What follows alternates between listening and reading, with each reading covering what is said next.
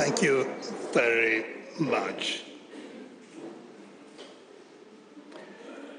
Before we came into the room, into this hall, we saw an exhibition of the victims of the 1988 massacre, and we actually saw some of the relatives of some of those victims. And this story of the 1988 massacre has captured the anxiety of many important voices in the human rights field. Human Rights Watch, an eminent human rights organization, Amnesty International, mandate holders of the United Nations have also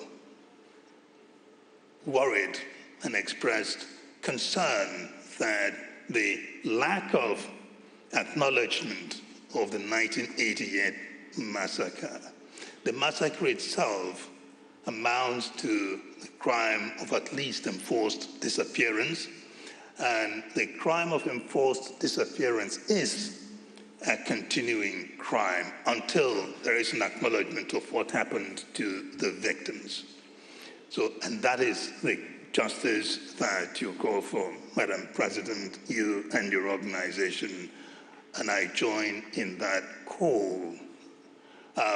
In the exhibition hall, there is a board with 152, I believe, eminent personalities around the world who have called for a formal UN or international inquiry into the 1988 massacre. Now, I am not eminent, but I hope you can add me to one of the voices who call for the United Nations to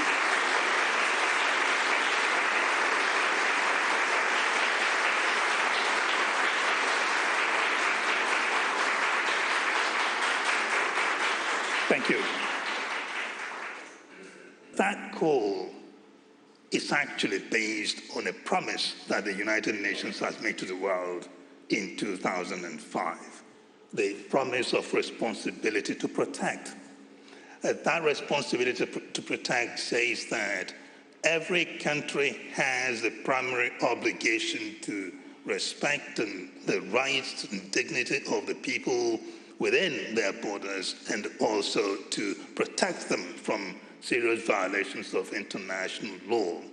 But when they fail to do that, then the international community has a say in the matter. And a critical element of that responsibility to protect doctrine or promise is the element of accountability.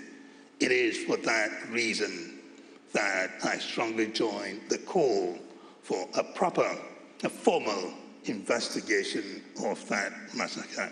It has been a humbling experience to come and listen to the witnesses themselves, the survivors of these crimes and their relatives. We heard from Mrs. Rajavi herself, who not only is the president of NCRI, but is a family member of victims of these crimes. Again, it is truly humbling to hear these stories as opposed to just reading about them from afar. Now, that is for the 1988 massacre, and I did say that it is an ongoing crime, the crime of enforced disappearance. But there's something else that is important to stress. Perhaps this would be free legal advice to the government itself, the government of Iran. There are stories about pursuing members of the Iranian resistance who are overseas, who are in the diaspora, who are in Albania, for instance. I understand that in 2018, there was a plot to bomb a gathering of a conference hosted in somewhere near Paris, but that was foiled. The message there is we need to consider carefully the implications of that kind of conduct.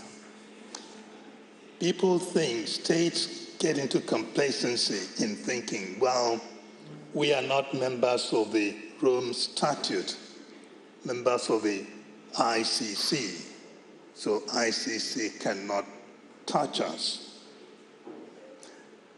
I think the government in Russia will not say that today. The government in Myanmar will not say that. Why am I mentioning these two governments? In Myanmar, the ICC has claimed jurisdiction over what happened in Myanmar because the Rohingyas were persecuted in Myanmar and they crossed border into Bangladesh, Bangladesh being a state party to the Rome Statute. And that gave the ICC jurisdiction. In relation to Ukraine, Ukraine declared that it has accepted the jurisdiction of the ICC. Because of that, what happened in Ukraine moved straight into the jurisdiction of the ICC as we speak, not about tomorrow when Russia would not become a state party to the Rome Statute, or tomorrow when Myanmar may or may not become a state party to the Rome Statute. We are talking about jurisdiction today of the ICC over governments that are not state parties to the Rome Statute. We speak about in the moment. It is important to stress that. And in that context, again, one revisits the opinion of Judge Schomburg that when that jurisdiction is claimed, Article 27 of the Rome Statute says no one, not even heads of state, would enjoy immunity from the jurisdiction of the ICC. I do think it's important to stress that. And on that note, I thank you very much for inviting me.